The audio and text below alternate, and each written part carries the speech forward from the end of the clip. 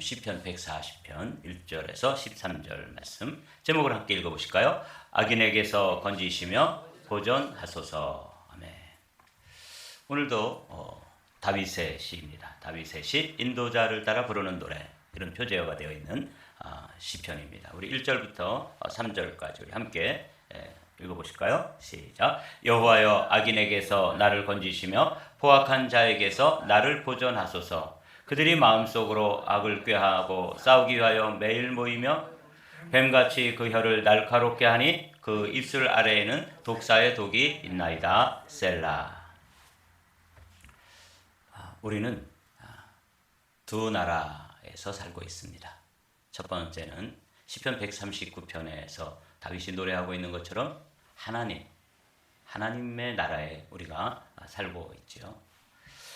그런데 흥미롭게도 우리는 또 다른 나라에 또 살고 있습니다. 이것은 사단의 영역에 우리가 살고 있게 되는데, 이게 이제 우리의 위치입니다. 제가 가끔씩 군대 이야기를 하는데 이걸 좌표라 그래요. 이렇게 세로 가로를 이렇게 찌르면 거기에 마주치는 점이 있잖아요. 그게 이제 좌표라고. 지도에서 이 좌표를 잘 읽어야지만 목표 지점까지 잘 갈 수 있습니다. 그러니까 좌표를 두 개를 찍으면 A라는 장소에서 B라는 장소까지 옮겨갈 수 있죠. 그럼 이렇게 지도를 들여다보면 거기에는 이제 산도 있고 또 시내물 강도 있고 또 들판도 나오고 또 길도 있고, 그래서 이렇게 지도를 이제 잘 들여다보면 좀 과장해서 그 지도 안에서 시냇물 흘러가는 소리도 들리고 또 새소리도 들리고 바람 소리도 들리고 그런다 그래요. 근데 저는 뭐 그런 경지는 아닌 것 같고, 그래도 이렇게 지도를 소대장에게만 지도를 주니까 지도를 이제 가지고 좌표를 찍어가지고 이렇게 위치를 이동하고 했던 경험이 있습니다.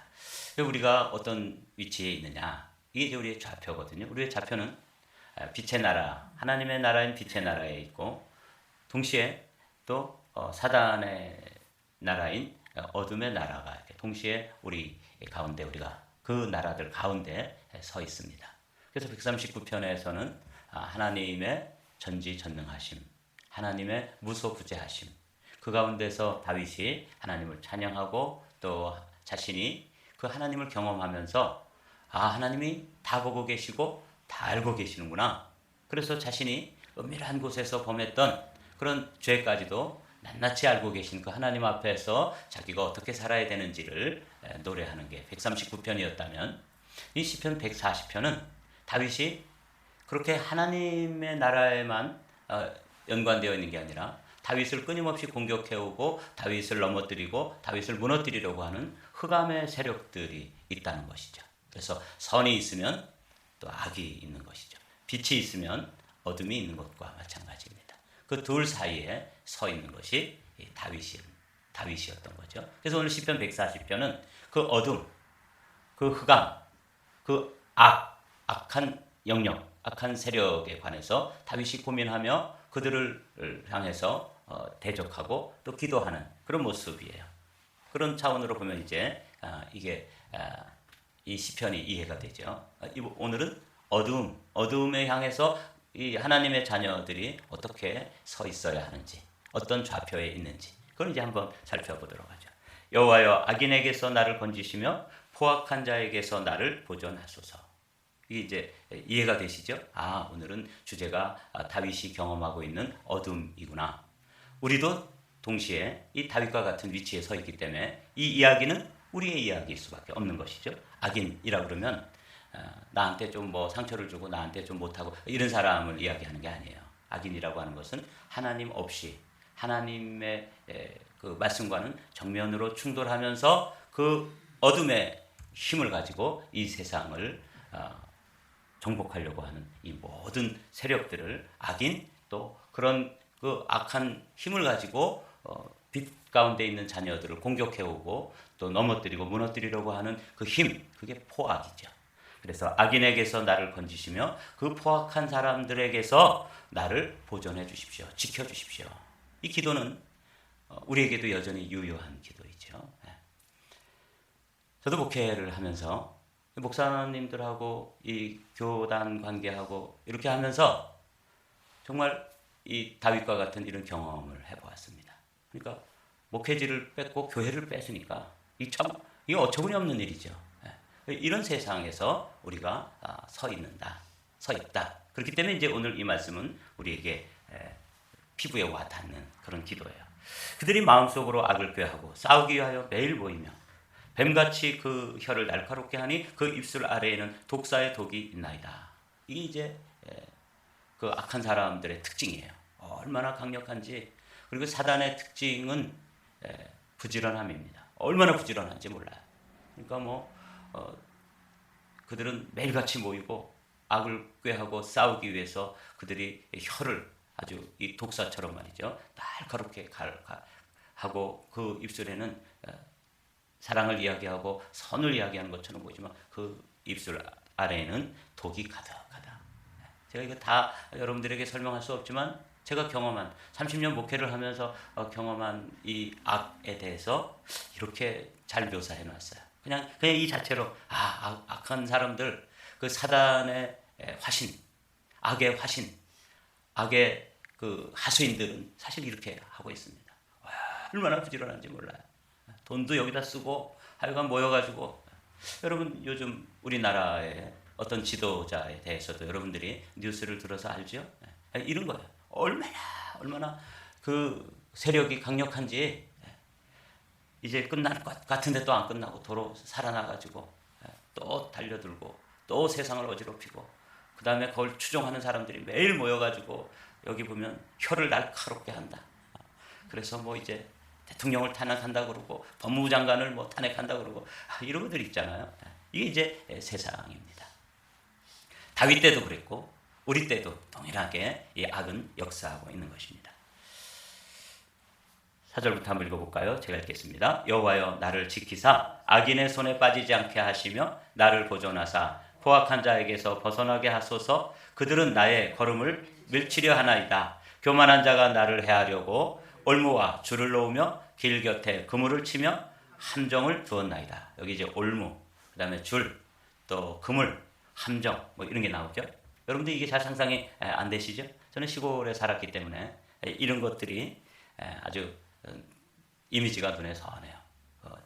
우리가 이제 그 산짐승들, 토끼라든지 멧돼지라든지 이런 걸 잡기 위해서 올무도 놓고 또 줄도 이렇게 쳐놓고 또 새 같은 거 잡거나 물고기를 잡기 위해서 그물을 치고 또 큰 짐승들은 함정을 파가지고 지나가게다가 이렇게 함정에 빠지게 하고. 그래서 제가 그걸 이미지를 한번 어제 추억을 더듬으면서 찾아봤습니다. 제가 사용했던 첫 번째 이게 새들을 잡는 덫이에요. 이건 정말 원시적인 방법이죠. 소쿠리를 이렇게 보여놓고 그 밑에다가 이제 곡식을 나다를 이렇게 뿌려놓으면 참새들이 이렇게 날라와서 탁 앉아요. 그 얘네들도 많이 생각을 해요. 고개를 갸웃갸웃해. 이거 어떤 놈이 여기다 뿌려놓은 거야? 이거 먹어도 될까? 이거 또 먹었다가 또 이거 당하는 거 아니야? 아주 거기서 고민을 이 새처럼 진짜 저는 이제 줄을 딱 가지고 이제 그 안으로 영역 안으로 들어오면 이제 탁 당기려고 이제 딱 기다리고 있는데 이 새는 고민을 많이 하더라고요. 그리고 어떤 새는 와가지고 들어가서 탁 먹고 도로 튀고 막 이러면서 또 옆에 있는 새한테 얘기하는 것 같아요. 이거 좀 의심스럽다. 그래서 훌쩍 날아가 버리기도 하고. 근데 이게 이제 유혹에 약한 새가 있어요. 우리도 그 약한 부분이 있죠. 그것들은 이제 한 걸음 한 걸음 이렇게 쪼아 먹으면서 주변도 살피고 이러다가 쏙 들어오면은 이제 문틈으로 잘 내다보다가 탁 당기면은 뒤에다가 이제 여긴 소쿠리에다가 뭘 안 얹어놨지만 무거운 걸 얹어놔야 돼요. 빠른 속도로 덮치면은 이제 새를 생포하는 거예요. 그래가지고 새 잡아가지고 이렇게 놀기도 하고 그러다가 놓치기도 하고 또 그렇게 했던 그런 기억이 나요. 근데 요 옆에 있는 덫은 조금 더 강력한 겁니다. 그래서 멧돼지라든지 큰 짐승들을 잡을 때 저걸 이렇게 놨다가 그걸 밟고 지나가면 이렇게 탁 다치면 이제 다리가 걸리는 거예요.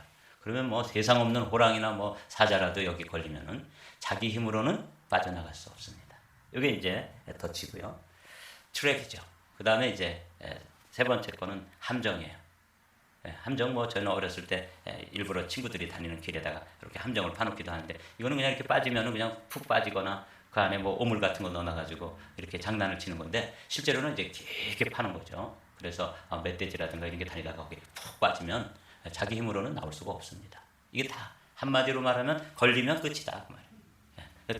토끼몰이 하는 걸 이게 이제 올무라 그러는데, 토끼가 산에 가면 이제 토끼가 다니는 길을 보여요.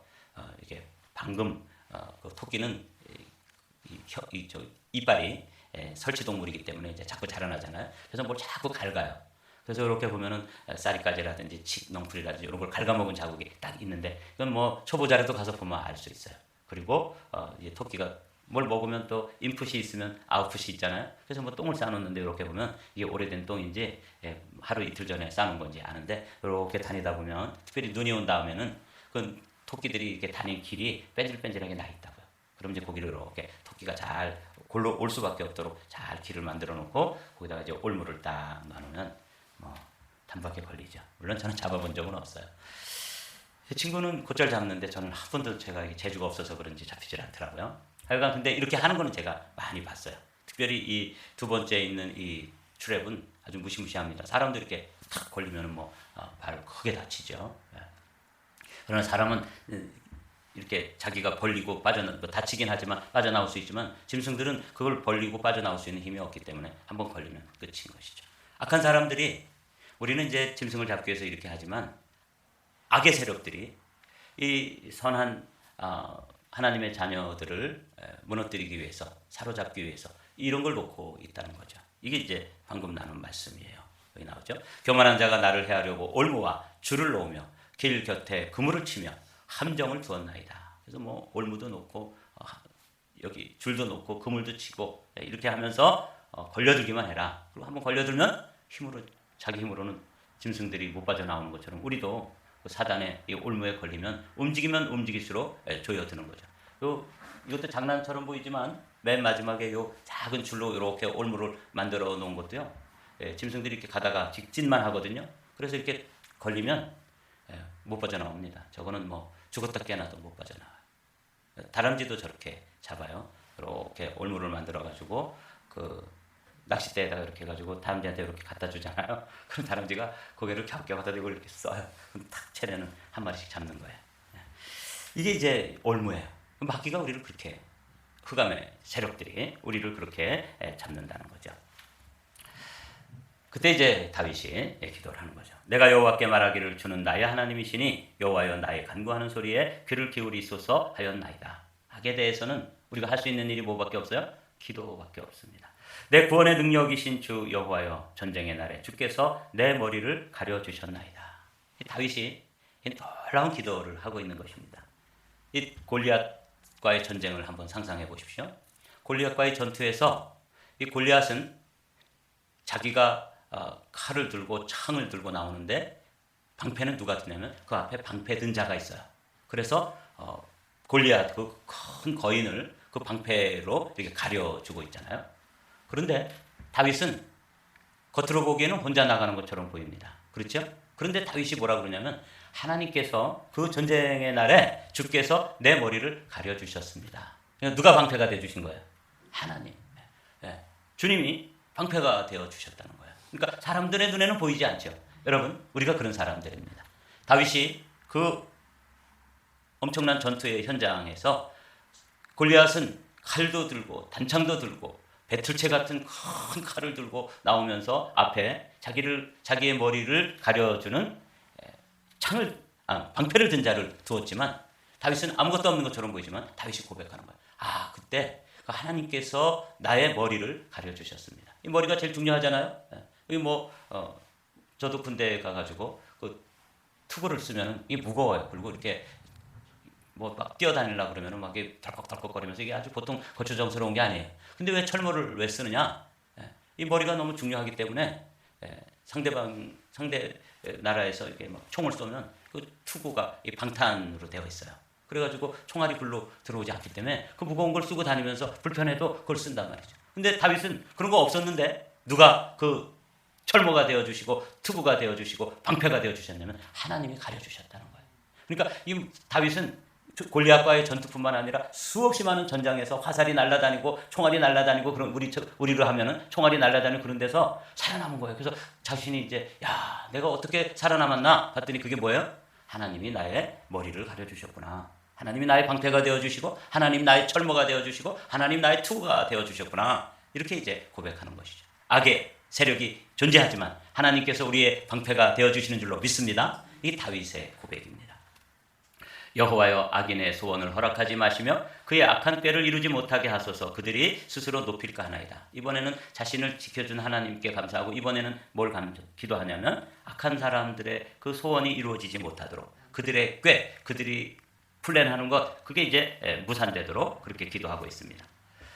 나를 애워싸 하는 자들이 그들의 머리를 들 때에 그들의 입술의 재난이 그들을 덮게 하소서. 뜨거운 숯불이 그들 위에 떨어지게 하시며 불 가운데 깊은 웅덩이에 그들로 하여금 빠져 다시 일어나지 못하게 하소서.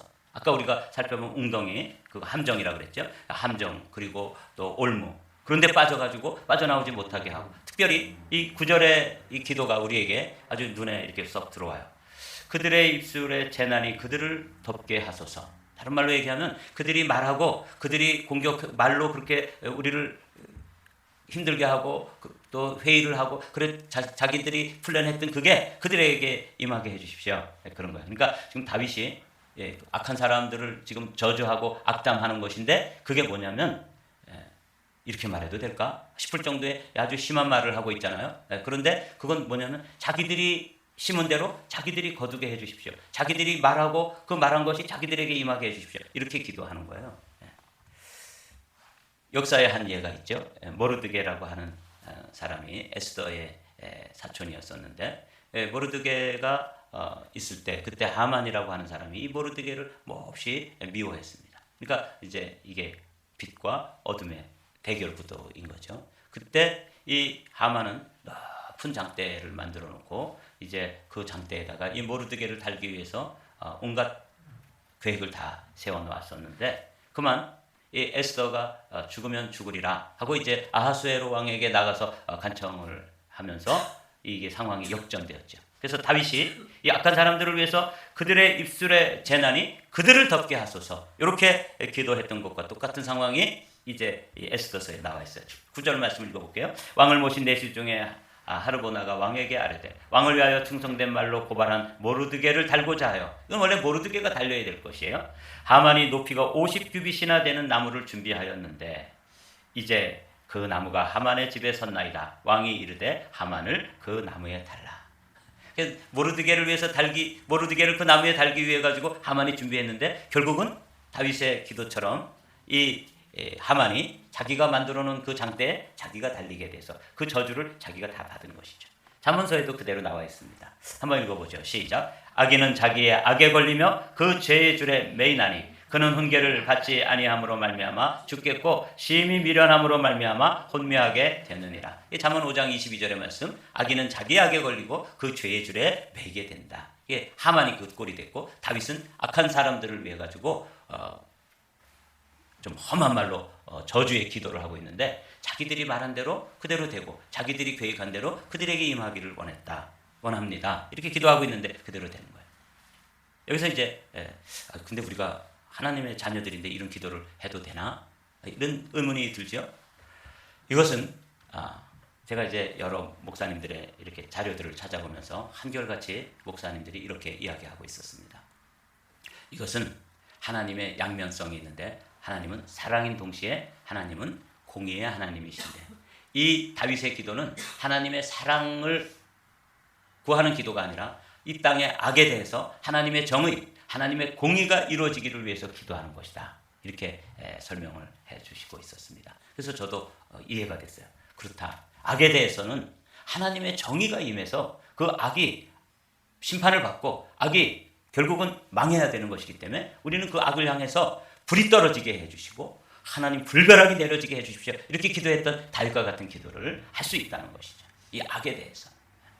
악담하는 자는 세상에서 굳게 서지 못하며 포악한 자는 재앙에 따라서 패망하게 하리이다. 내가 알거니와 여호와는 고난당하는 자를 변호해 주시며 궁핍한 자에게 정의를 베푸시리이다. 다윗은 악에 대해서는 이렇게 이야기하면서 또 자신을 하나님이 의로운 자로서 하나님이 어떻게 보호하시냐면 머리를 두르셨다고 그러고 이번에는 변호를 해주신다고 말씀해 주신 거예요. 이게 이제 다윗이 믿었던 하나님입니다. 하나님은 오늘도 우리를 변호해 주시고 우리의 머리를 공격해 올 때 머리를 두르러서 지켜주시는 하나님이신 줄로 믿습니다.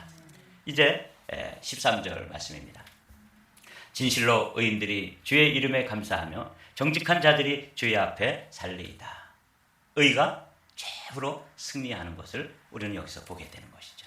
여러분, 악이 이기는 것처럼 보이고 악이 저렇게 끊어지지 않는 것처럼 우리나라의 지금 정치 현실만 바라봐도 이게 그냥 어쩌면 이렇게 악이 즐길까 그렇게 느껴지고 때로는 좌절이 되고 실망이 되는 경우도 있죠.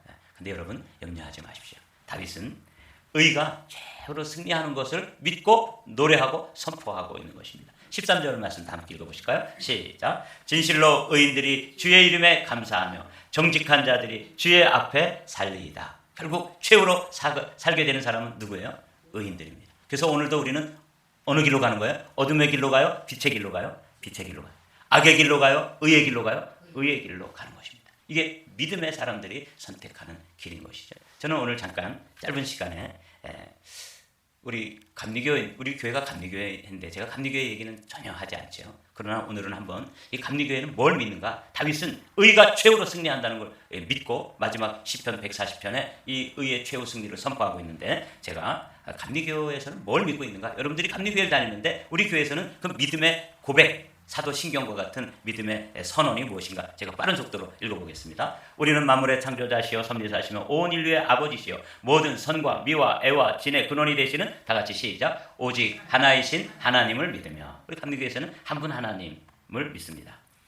우리는 하나님이 육신으로 나타나서 우리의 스승이 되시고 모범이 되시며 대속자가 되시고 구세주가 되시는 시작. 예수 그리스도를 믿으며 우리 교회는 예수 그리스도를 구원자로 믿습니다. 우리는 하나님이 우리와 같이 계시사 우리의 지도와 위안과 힘이 되시는 시작. 성신을 믿으며 성령 하나님을 믿습니다.